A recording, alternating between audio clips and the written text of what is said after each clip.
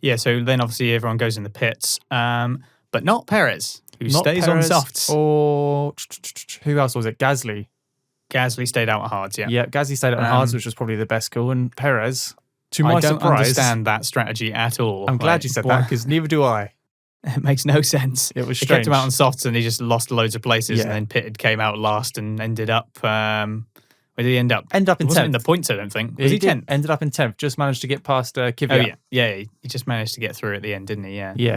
Yeah. So slightly not a particularly encouraging race for Racing Point. No, I expected much better from them. On my fancy F1 team, I have Racing Point as a constructor and 2 Racing Point drivers, and I was very confident going into this weekend because of their power unit and their past performance, and I've not really lucked out. They finished 9th and 10th. They're picking up 3 points for them.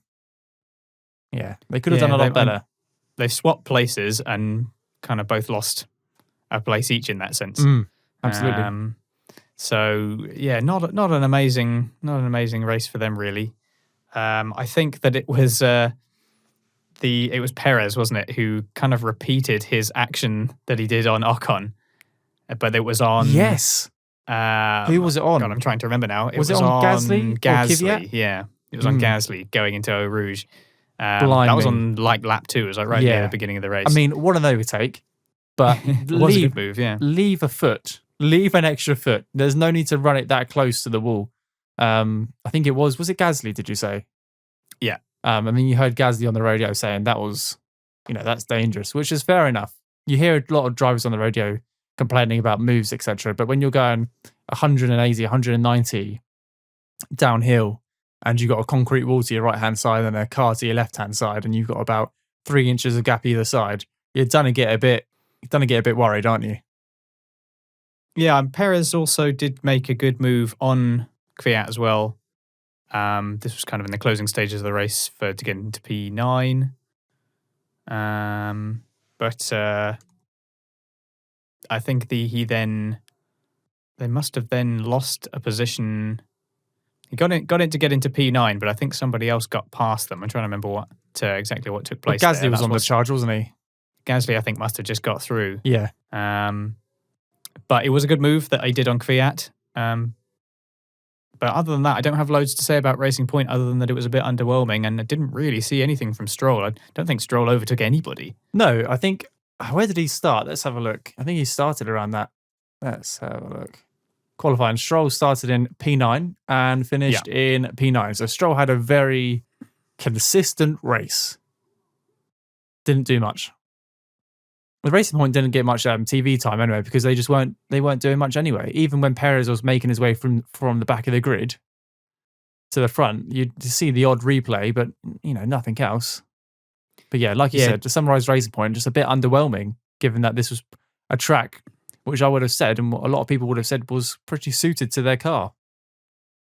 Yeah, and a strange strategy choice on Perez. I think he probably could have been, maybe 3-4 places higher if they just tried to allow him his pace to keep going. But when he stayed on those softs for too long, he was just losing loads of places. And yeah, very strange decision not to pit. And the safety car was out for a while as well, for three or 4 laps. So they had the time to either do the double stack like some teams did, or to do it one after the other like other teams did. And they just chose to not do any of them. So yeah, points were definitely on the table. They have scored points. They've scored 3 between them. They definitely could have been a couple of places higher. Well, Perez at least, and Stroll. Just, I don't know. Didn't really see much of Stroll, to be honest, like you said. He just kind of stuck where he was. Speaking of pit stops during the safety car, Ferrari were not ready for Leclerc when he came in for the first one. And it was the first of 2 poor stops for Ferrari. I think Leclerc was 5 seconds stationary at one point, apparently losing hydraulic pressure. I think they were pointing out they were doing some kind of repressurizing. They were definitely not pumping something into there, but repressurizing something in his car, the hydraulics. Probably they lost a load of time like that and ended up last. He did set the fastest lap shortly after that, but it didn't last very long. No, I wasn't expecting anyone to get fastest lap apart from Hamilton. until Ricciardo did that at the end, to be honest. Yeah, Ricciardo was pushing very, very hard at the end. He did a great job. He took so much time Indeed, out of Albon. He really did. A few more laps and he would have been passed. Yeah, that's a shame. Do you mean Verstappen? Yeah, he was pushing Verstappen, wasn't he? Because Albon was sixth and Ricciardo was third. Albon, yeah. Back to Ferrari and their pit stops. I think Leclerc pitted 3 times in that race, or twice or 3 times, and was at the back of the grid. And Vettel as well. I think Vettel only pitted once from mediums to hards, and was complaining that the hard tyre wasn't performing as expected. He had no grip, and at one point he said he wanted the box because he was never going to be able to he was never in a position to overtake Raikkonen or Kvyat, and the team said no, basically, and to carry on. Yeah, he was basically begging for a stop on lap 34. And even after he locked up going into turn 1, which looked like a bit of a, everyone was locking up towards the end of the race, but he locked up with 10 laps to go into turn 1 and said he had some vibrations, and the team still said, nope, you're gonna crack on, you're gonna make this work. I'm not sure what Ferrari are playing at, because whilst on the subject of Ferrari, Leclerc radioed through, or the team engineer radioed through to Leclerc and said, we're going to go with strategy Bravo or Charlie. Or was it Charlie or Delta? They didn't seem to decide decided on which one it was going to be. Yeah, they had no idea themselves. They said they were evaluating both options, and clearly one option was to go full throttle on the hards, push as hard as you can, run that car to its absolute maximum potential and box again. And one of those options was, let's make these tyres last. And that was made very clear by Leclerc responding to that radio saying, well, I need you to make a decision, because they're both different strategies. So once again, the Ferrari strategy team, or the individual strategist, I'm sure there's more than one person, really not having a great time. And their drivers are making more calls than, the team themselves, which they're being forced to, because the overall problem seems to be that they're just a bit too passive. They're just not really able to concentrate. I think this was particularly telling as well when there was the red flag beforehand during FP3 was the red flag, if I'm remembering that rightly.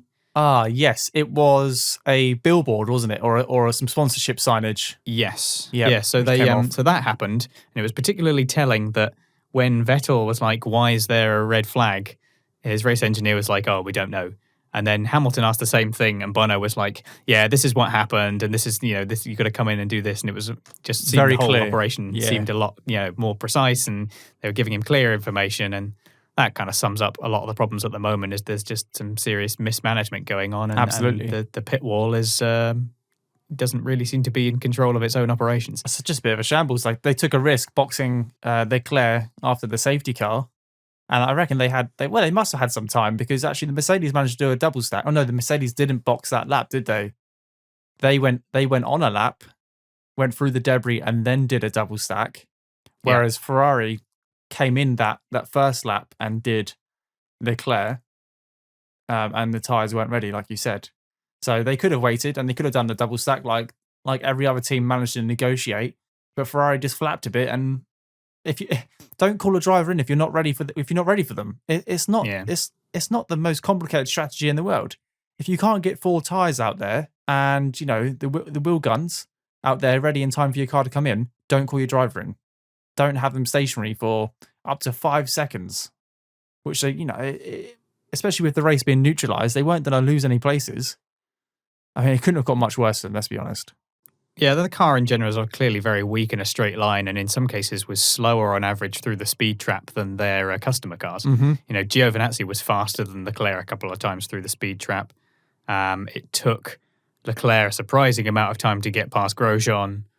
It was not a great weekend, and I think obviously a lot of there are sort of two sides to the current Ferrari thing, in that obviously they're having a terrible season, but it's Ferrari have been around a long time. They've had terrible seasons before, so it's not quite as apocalyptic as it's sometimes made out. Like, they can get back on their feet. It's obviously a bad season now, but in the grand history of things, I feel pretty confident that they're going to get back. They have been one of the few teams challenging Mercedes over the last 10 years. It's not been quite as good as maybe some had hoped. They've obviously not won a championship, but it's not the end of the line for Ferrari. Like, they're just having a particularly poor championship that's highlighting many of their potential flaws and problems.